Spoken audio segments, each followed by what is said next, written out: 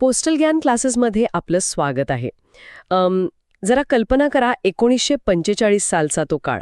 दुसरे महायुद्ध नुकतेच संपले आहे आणि जगातील 5 प्रमुख देशांनी एकत्र येऊन स्वतःला एका VIP क्लबचे कायमस्वरूपी सदस्य बनवले. हो, आणि जगातील बाकीच्या देशांना अक्षरशः बाहेर ठेवलं.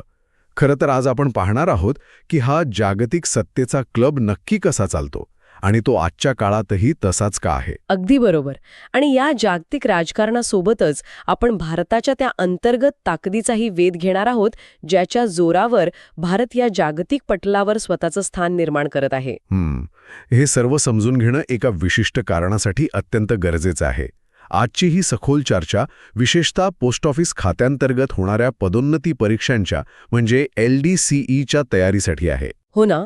हे पोस्टल ज्ञान क्लासेसद्वारे दिले जाणारे एक अतिशय महत्त्वाचे लेक्चर आहे. या सत्राचे प्रमुख उद्दिष्ट आंतरराष्ट्रीय संस्था, भारतातील महत्त्वाची राष्ट्रीय संस्थाने आणि प्रसिद्ध व्यक्तींची टोपण नावे यांवरील सांख्यिकीय आणि तथ्यात्मक माहितीचे अचूक विश्लेषण करणे हे आहे. नक्कीच. LDCE परीक्षेच्या तयारीसाठी पोस्टल ज्ञान क्लासेसच्या या नोट्स अत्यंत उपयुक्त आहेत.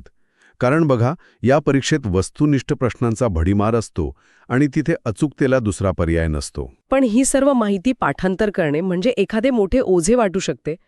म्हणूनच आपण आज ही माहिती नुसती वाचून दाखवणार नाही आहोत, तर त्यामागील का आणि कसे उलगडून दाखवणार आहोत. बरोबर. ओके, लेट्स अनपॅक दिस. माहितीचे ओझे न वाटू देता आपण याच्या खोलात जाऊया. सुरुवात करूया जागतिक व्यासपीठापासून, म्हणजे संयुक्त राष्ट्र, युनायटेड नेशन्स. 24 ऑक्टोबर 1945ला याची स्थापना झाली. हो, आणि 51 देशाचे संस्थापक सदस्य होते. तुम्हाला माहित आहे 51वा देश कोणता होता? पोलंड होता ना? अगदी बरोबर, पोलंड होता. पण मला सांगा, या संस्थेचे नाव संयुक्त राष्ट्र कोणी ठेवले आणि ही संस्था अचानक शून्यातून कशी उभी राहिली? म्हणजे ती शून्यातून उभी राहिली नाहीये. पहिल्या महायुद्धानंतर जगात शांतता प्रस्थापित करण्यासाठी लीग ऑफ नेशन्स नावाची संस्था स्थापन झाली होती. पण ती दुसरे महायुद्ध रोखण्यात पूर्णपणे अपयशी ठरली. अच्छा. म्हणूनच तत्कालीन अमेरिकन राष्ट्राध्यक्ष फ्रँकलिन रूझवेल्ट यांनी एका नवीन, अधिक भक्कम संस्थेची संकल्पना मांडली आणि तिला युनायटेड नेशन्स हे नाव दिले. अरे वा. आणि यातील सर्वात आकर्षक बाब म्हणजे या संस्थेचं मुख्यालय ते न्यूयॉर्कमधील मॅनहॅटन बेटावर स्थित आहे. हो, आणि त्यांचं प्रतीक देखील खूप बोलके आहे. जैतूनच्या म्हणजे ऑलिव्हच्या 2 फांद्यांच्या मध्यभागी जगाचा नकाशा. जैतून हे शतकानुशतके शांततेचे प्रतीक मानले जाते, जे त्या काळच्या युद्धाने होरपळलेल्या जगाला सर्वात जास्त हवे होते. खरंय. पण भाषांचा मुद्दा येथे खूप रंजक आहे. UNच्या अधिकृत भाषा 6 आहेत: इंग्रजी, फ्रेंच, चीनी, स्पॅनिश, अरबी आणि रशियन. पण प्रत्यक्ष कामकाजाच्या भाषा फक्त 2च आहेत: इंग्रजी आणि फ्रेंच. असे का? हा शुद्ध प्रशासकीय सोयीचा आणि ऐतिहासिक प्रभावाचा भाग आहे. 1945 मध्ये जागतिक मुत्सद्देगिरीवर इंग्रजी आणि फ्रेंच या 2च भाषांचा सर्वाधिक पगडा होता. सर्वांचा भाषांतर करत बसण्यापेक्षा काम जलद व्हावे यासाठी या 2च भाषांना मान्यता दिली गेली. अच्छा, आता समजलं. आणि आज घडीला या संस्थेचे 193 सदस्य देश आहेत. 2011 मध्ये दक्षिण सुदान हा 193वा देश म्हणून जोडला गेला आहे. बरोबर. आता आपण UNच्या कामाच्या पद्धतीकडे, म्हणजे त्यांच्या 6 प्रमुख अंगांकडे वळूया. जर आपण याला आपल्या स्थानिक प्रशासनाशी जोडले तर महासभा ही जगाची एक ग्रामसभा किंवा लघु संसद आहे असे म्हणता येईल. हो, मिनी पार्लमेंटच जणू, जिचे अधिवेशन सप्टेंबर महिन्यात वर्षातून एकदा होते आणि जिथे सर्व 193 देशांना समान मताधिकार असतो. अचूक तुलना आहे. पण या ग्रामसभेचा रोजचा कारभार चालवण्यासाठी एक ऑफिस लागते, ते म्हणजे सचिवालय. हे प्रशासकीय अंग आहे आणि याचे प्रमुख महासचिव असतात. आणि त्यांचा कार्यकाळ 5 वर्षांचा असतो. तुम्हाला माहितीये का, नॉर्वेचे ट्रेगवेली हे पहिले महासचिव होते. अरे हो. आणि सध्या अँटोनियो गुटेरस हे महासचिव आहेत. तिसरे अंग म्हणजे आर्थिक आणि सामाजिक परिषद. यात 54 सदस्य आहेत आणि ही परिषद मुख्यत्वे जागतिक स्तरावर आर्थिक, सामाजिक, शिक्षण आणि आरोग्याच्या समस्यांवर उपाय शोधते. बरोबर. त्यानंतर येते न्यास परिषद म्हणजे ट्रस्टीशिप काउन्सिल. याबद्दल मला थोडी शंका आहे. आजच्या काळात या परिषदेचं नक्की काम काय आहे? बघायला गेलं तर आजच्या काळात तिचे काम जवळपास संपुष्टात आले आहे. पण जेव्हा ती स्थापन झाली तेव्हा दुसरं महायुद्ध नुकतंच संपले होते आणि जगातील अनेक देश अजूनही वसाहतवादाखाली होते. हं, जे देश स्वतःचा कारभार चालवण्यास सक्षम नव्हते किंवा स्वतंत्र झालेले नव्हते त्यांच्या प्रशासनाची जबाबदारी या न्यास परिषदेवर होती. ती एक तात्पुरती व्यवस्था होती. समजले.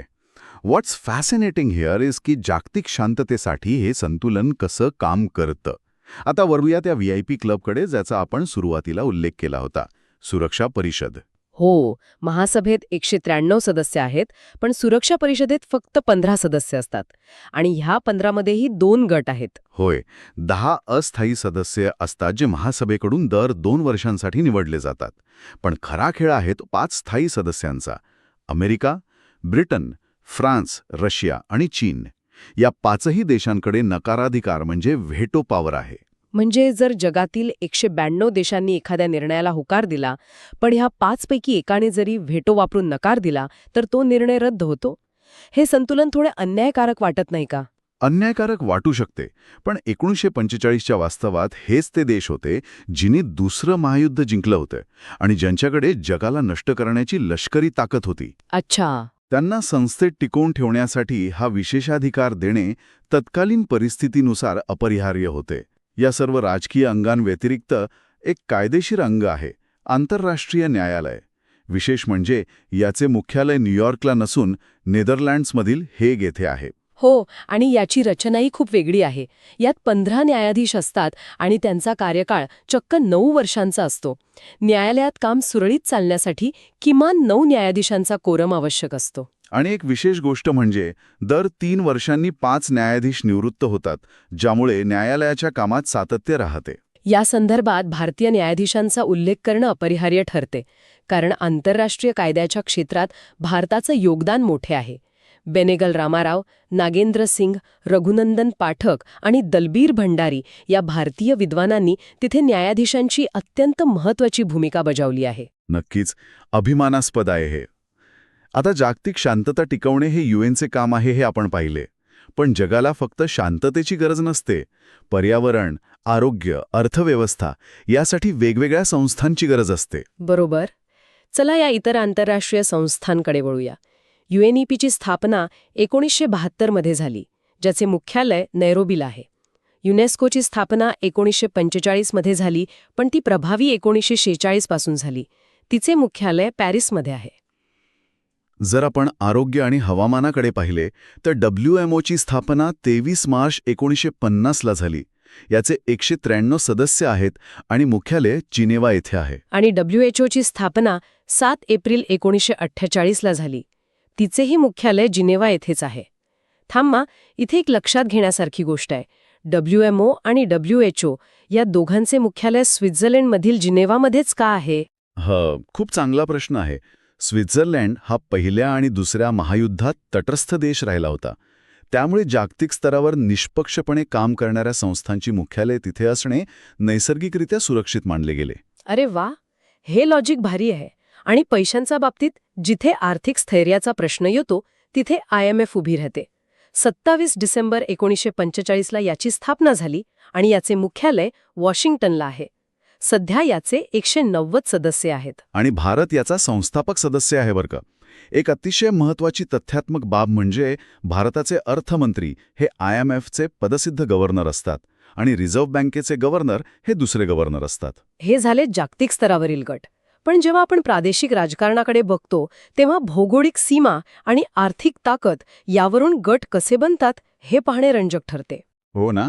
उदाहरणार्थ शांघाय सहकार्य संघटना म्हणजेच SCO 1996 मध्ये कझाकिस्तान, किर्गिस्तान, ताजिकिस्तान, रशिया आणि चीन या 5 देशांनी मिळून शांघाय 5 सुरू केले. नंतर उझबेकिस्तान जोडला गेल्यावर ते शांघाय 6 झाले. आणि आता यात भारत, पाकिस्तान आणि इराण देखील आल्यामुळे एकूण 9 सदस्य झाले आहेत. याचे पहिले शिखर संमेलन 14-15 जून 2001 रोजी शांघायमध्ये झाले होते. याशिवाय राष्ट्रकुल म्हणजे कॉमनवेल्थ ही एक जुनी संघटना आहे, जिची स्थापना 1926 मध्ये झाली. मुख्यालय लंडनला आहे आणि 56 देश सदस्य आहेत. भारत प्रजासत्ताक झाल्यानंतर 1949 मध्ये याचा सदस्य बनला. आपल्या अगदी जवळचा गट म्हणजे सार्क. 8 डिसेंबर 1985 रोजी ढाका येथे याची स्थापना झाली आणि मुख्यालय काठमांडूला आहे. सुरुवातीला यात भारत, मालदीव, पाकिस्तान, बांगलादेश, श्रीलंका, भूतान आणि नेपाळ हे 7 देश होते. पण नंतर 14व्या नवी दिल्ली संमेलनात अफगाणिस्तान जोडला गेला, त्यामुळे आता 8 सदस्य आहेत आणि 9 निरीक्षक देश आहेत. पण मला एका गटाबद्दल नेहमी कुतूहल वाटते, तो म्हणजे आसियान. बँकॉक घोषणेद्वारे 8 ऑगस्ट 1967 रोजी याची स्थापना झाली. सिंगापोर, मलेशिया, इंडोनेशिया, फिलिपिन्स आणि थायलंड हे त्याचे संस्थापक आहेत. आता त्यात 10 देश आहेत आणि मुख्यालय जकार्ता येथे आहे. पण भारत आशियाचा एवढा मोठा भाग आहे, तरीही आपण आसियानमध्ये का नाही? कारण आसियानचं पूर्ण नाव आहे association of south east Asian nations, म्हणजे दक्षिण पूर्व आशिया. भूगोलाच्या दृष्टीने भारत दक्षिण आशियामध्ये मोडतो. त्यामुळं तांत्रिकदृष्ट्या भारत याचा सदस्य होऊ शकत नाही. अच्छा, असं आहे तर. पण भारताची वाढती ताकद आणि व्यापार पाहून त्यांना भारताला डावलता आले नाही. म्हणूनच 23 जुलै 1996 पासून भारताला पूर्ण वार्ताकार म्हणजे फुल निगोशिएटरचा दर्जा दिला गेला आहे. आणि आर्थिक ताकदीचा विषय निघाल्यावर ब्रिक्सला विसरून कसे चालेल? 2009 मध्ये याची स्थापना झाली आणि 16 जून 2009ला रशियातील याकातेरिनबर्ग येथे पहिलं संमेलन झालं. बरोबर. ब्राझील, रशिया, भारत, चीन आणि 2010 मध्ये जोडला गेलेला दक्षिण आफ्रिका. तुम्हाला आश्चर्य वाटेल, ह्या 5 देशांमध्ये जगाची चक्क 40% लोकसंख्या आणि 25% क्षेत्रफळ सामावलेले आहे. खरंच खूप मोठा गट आहे हा. आणि जागतिक महासत्ता होण्यासाठी केवळ आंतरराष्ट्रीय गटांमध्ये असणं पुरेसे नाही. देशांतर्गत संशोधन आणि संस्थाने भक्कम असावी लागतात. LDC परीक्षार्थ्यांसाठी हा पुढील भाग अत्यंत महत्त्वाचा आहे, कारण यात थेट संस्थाने त्यांची मुख्यालये विचारली जातात. Here is where it gets really interesting. भारताची महत्त्वाची राष्ट्रीय संस्थाने. आपण ही यादी नुसती वाचणार नाही आहोत, तर आपण भूगोलाचा आणि संस्थेच्या स्थानाचा कसा संबंध आहे हे शोधणार आहोत, जेणेकरून परीक्षार्थ्यांना पाठांतर करणं सोपं जाईल. चला तर मग आपण कृषी आणि अन्न संस्थानांपासून सुरुवात करूया. आता विचार करा, भारतीय साखर तंत्रज्ञान संस्थान कुठे असेल? ऊसाचे सर्वात मोठं उत्पादन उत्तर प्रदेशात होते, म्हणून हे संस्थान कानपूरला आहे. डाळींचे संशोधन संस्थान देखील कानपूरलाच आहे. आणि केंद्रीय तांदूळ संशोधन केंद्र ते कटक येथे आहे, कारण पूर्व किनारपट्टीवर तांदूळ मोठ्या प्रमाणावर पिकतो. मीठ आणि समुद्री रसायन संशोधन संस्थान भावनगर येथे आहे, कारण गुजरातला भारताचा सर्वात मोठा समुद्रकिनारा लाभला आहे. त्याच न्यायाने केंद्रीय कापूस संशोधन संस्थान नागपूरला आहे, कारण विदर्भ हा काळ्या मातीचा आणि कापसाचा मोठा पट्टा आहे. आणि मेंढी आणि लोकर संशोधन संस्थान ते अविकानगर राजस्थान येथे आहे, कारण तिथले वाळवंटी हवामान मेंढपाळांसाठी मुख्य व्यवसाय ठरते. भारतीय चरागाह आणि चारा संशोधन संस्थान झाशीला आहे. बरं, चामडा संशोधन संस्थान चेन्नईमध्ये अड्यार येथे आहे. अन्न तंत्रज्ञान संशोधन संस्थान मैसूरला आहे. कृषी अभियांत्रिकी संस्थान भोपाळला आहे. मत्स्यपालन शिक्षा संस्थान मुंबईत आहे. राष्ट्रीय डेअरी संशोधन संस्थान कर्नाल येथे आहे आणि मसाल्यांचं संशोधन संस्थान अर्थातच कोझिकोड केरळ येथे आहे. अगदी अचूक. आता वैद्यकीय आणि आरोग्य संस्थानांकडे पाहूया. राष्ट्रीय होमिओपॅथी संस्थान कलकत्ता येथे आहे, तर राष्ट्रीय निसर्गोपचार संस्थान पुण्यात आहे. तुम्हाला आठवत असेल, महात्मा गांधींचे निसर्गोपचाराचे प्रयोग पुण्यातच चालत असत. हो ना. DNA फिंगरप्रिंटिंग आणि डायग्नॉस्टिक केंद्र तसेच राष्ट्रीय पोषण संस्थान दोन्ही हैदराबादला आहेत. राष्ट्रीय ब्रेन संशोधन केंद्र गुडगावमध्ये मानेसर येथे आहे. राष्ट्रीय आयुर्वेद संस्थान जयपूरला आहे.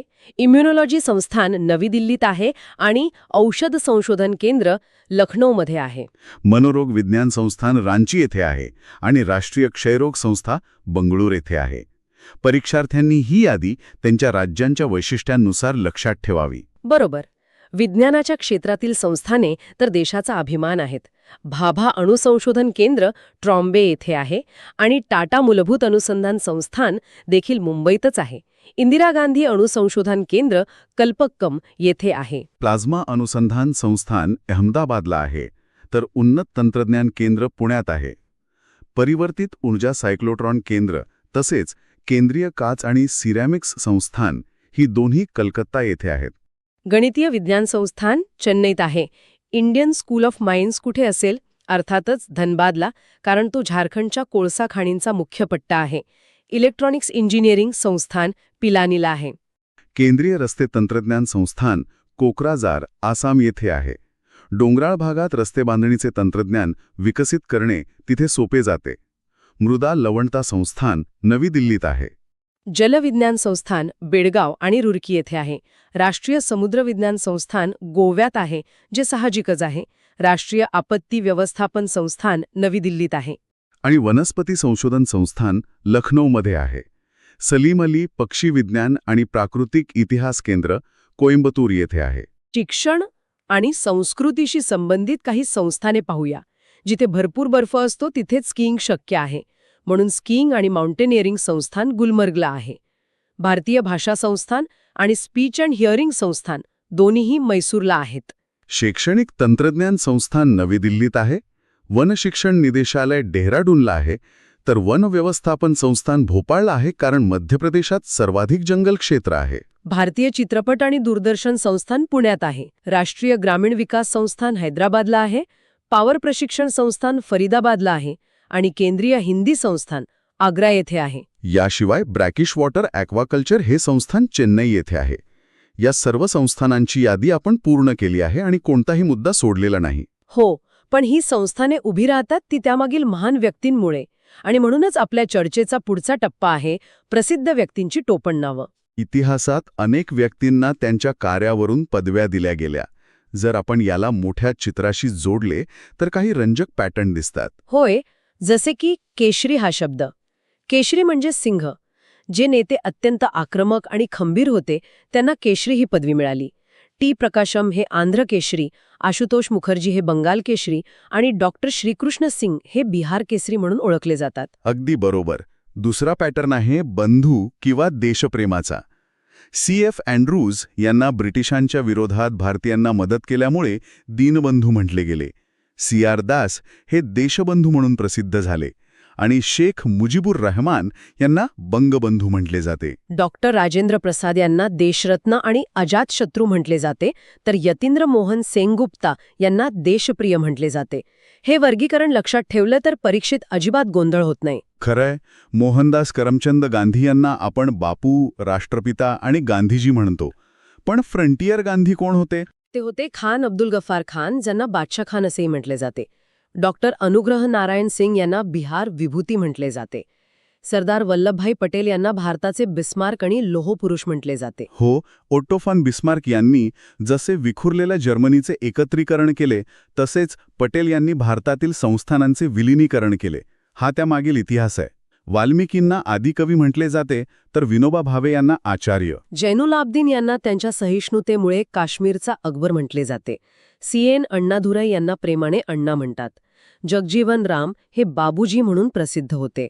बिपिनचंद्र पाल आणि सौरव गांगुली यांना बंगाल टायगर म्हणून ओळखले जाते. सिद्धार्थ गौतम हे बुद्ध आहेत, तर रवींद्रनाथ टागोर हे विश्वकवी आणि गुरुदेव आहेत. C. राजगोपालाचारी यांना CR म्हटले जाते. जवाहरलाल नेहरू हे लहान मुलांचे चाचा होते. मिल्खा सिंग यांची ओळख फ्लाइंग शीख अशी आहे.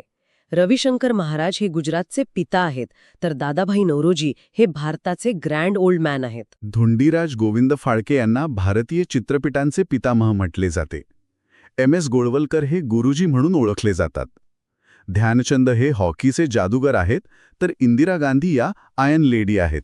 चाणक्य यांना भारतीय मॅकियावेली म्हटले जाते. कर्पुरी ठाकूर हे जननायक आहेत आणि सय्यद बंधू यांना भारतीय इतिहासाचे किंग मेकर्स म्हटले जाते.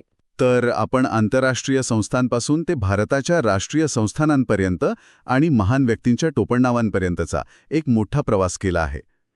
LDCE परीक्षार्थ्यांसाठी ही सर्व सांख्यिकीय माहिती अत्यंत महत्त्वाची आहे.